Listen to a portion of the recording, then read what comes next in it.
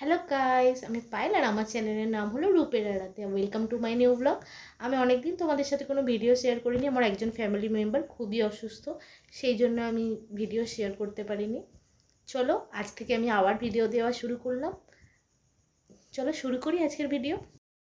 প্রথমেই কিন্তু আমাদের কটা মশলা বেটে নিতে হবে। তো তোমরা যদি শিলে না বাটতে চাও তোমরা কিন্তু মিক্সিতে বেটে নিতে পারো। দেখো মা প্রথমেই আদা রসুনটা বেটে নিল, এরপর বাটছে জিরেটা।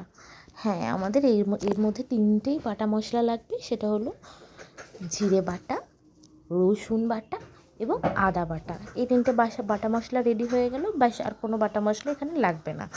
এবার যেগুলো লাগবে সেগুলো হলো এই রান্নার ইনগ্রেডিয়েন্টস। তো সেগুলো কিন্তু আমরা কড়াইতে ভালো করে ভেজে তুলে নেব। তো আমি তোমাদেরকে কুচানোগুলো আর দেখালাম না, আমি একবারেই ভেজে তুলে নেওয়াটাই দেখাচ্ছি। দেখো, যেহেতু কি পুঁইমেটুলি রান্না হচ্ছে, তো প্রথমেই পুঁইমেটুলিগুলোকে ভেজে তুলে নিতে হবে। এই রান্নাটা কিন্তু গরম ভাতে খুব সুন্দর খেতে লাগে। তো এবার ভালো করে নাড়িয়ে পুঁইমেটুলিগুলোকে আমরা ভেজে নিচ্ছি। তো প্রায় 4 থেকে 5 মিনিট কিন্তু এটাকে ভাজতে দিতে হবে, যেহেতু কি আমরা প্রেসারে সিটি দিচ্ছি না, তো যাতে একটু নরম হয়ে যায়। তো 4 থেকে 5 মিনিট ভাজতে হবে। এরপর যে ইনগ্রিডিয়েন্টসগুলো আমি বলছি এগুলো অপশনাল, তোমরা দিতেও পারো নাও দিতে পারো, যে শুধু আলু দিয়ে করলেও খুব টেস্টি হয়। তো আমাদের যেহেতু শিম ভালো লাগে খেতে, তো আমরা কিন্তু শিমটা দিয়েছিলাম এর সাথে, কিন্তু আমাদের শিমটা খুব ভালো লাগে খেতে। দেখো, এগুলোকেও আমরা ভেজে নিলাম, বেশিক্ষণ না, 2 থেকে 3 মিনিট ভেজে তুলে নিতে হবে। এই রান্নাটা কিন্তু গরম ভাতে খেতে এতটাই ভালো লাগে, তোমাদের এর সাথে আর কিছু লাগবে না। এরপর দেখো আলু আর মূলোগুলোও দিয়ে দিল, এগুলোকেও কিন্তু ভেজে তুলে নিতে হবে। এগুলোকেও ভালো করে ভেজে নিতে হবে 4 থেকে 5 মিনিট মতো। তো সময় নিয়ে একটু ভালো করে ভেজে নিতে হবে। আর আমাদের আর একটা যেটা last but not the least, সেটা হলো মাছ ভাজা। আমার মা অলরেডি মাছটা ভেজে তুলে রেখেছে, তো মাছের মুড়ো এতে আমরা ব্যবহার করব। তোমরা যদি মাছের মুড়ো ছাড়াও এটা রান্না করো তাহলেও খুব টেস্টি হয়। এবার তেলেতে গোটা তেজপাতা 2টো দিয়ে দিয়েছে মা, আর দিচ্ছে 2টো শুকনো লঙ্কা। তো এরপর দেবে জিরে ফোড়ন। তোমরা যদি জিরে ফোড়ন না খেয়ে 5 ফোড়ন দিতে চাও সেটাও দিতে পারো, কোনো অসুবিধা নেই। তো যে কোনো একটা দিও, নয় জিরে ফোড়ন নয় 5 ফোড়ন। এরপর দিয়ে দিচ্ছে রসুন বাটাটা দিল, এরপর দিল পেঁয়াজ কুচানোগুলো। এবার এগুলোকে ভালো করে নাড়তে হবে।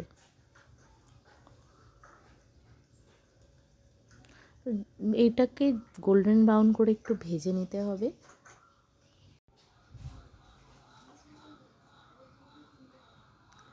দেখো মা ভালো করে ভেজে নিচ্ছে। আর পুঁইমেটুলি কিন্তু শীতকালে খেতে খুবই সুন্দর লাগে।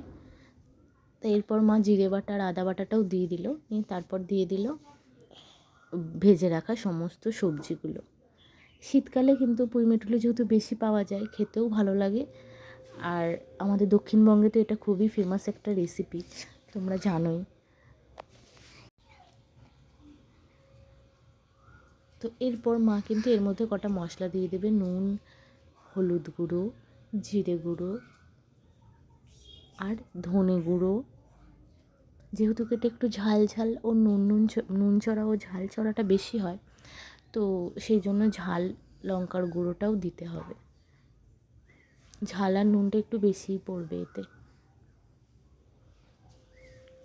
তবে লাস্টে কালারের জন্য তোমরা কিন্তু কাশ্মীরি লঙ্কার গুঁড়োটাও দিতে পারো।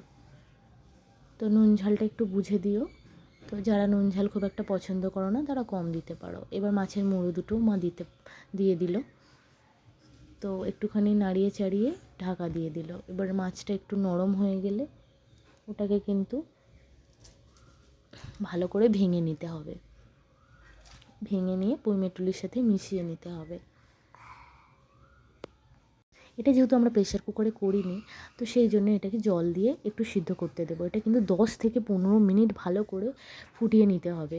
উপর থেকে কাশ্মীরি লঙ্কার গুঁড়ো দিয়ে দিচ্ছে মা, এটা শুধু কালারের জন্য। তো এবার ঢাকা দিয়ে ভালো করে ফুটতে দিতে হবে। এই রেসিপিটা তোমাদের যদি ভালো লাগে তোমরা কমেন্টে অবশ্যই জানিও। আমি অনেক দিন কোনো ভিডিও আপলোড করিনি, আজকে করলাম। কে কোথা থেকে দেখছো অবশ্যই জানিও। ভিডিওটাকে লাইক করে দিও, চ্যানেলটাকে সাবস্ক্রাইব করে দিও, পাশে থেকো। এবার রান্নাটা হয়েই এসছে, চলো নামিয়ে নিই। Tata bye. এবার আমার খুব খিদে পেয়ে গেছে, আমি খেয়ে নিই। তোমরা ততক্ষণ চ্যানেলটাকে সাবস্ক্রাইব করে দাও। বাই।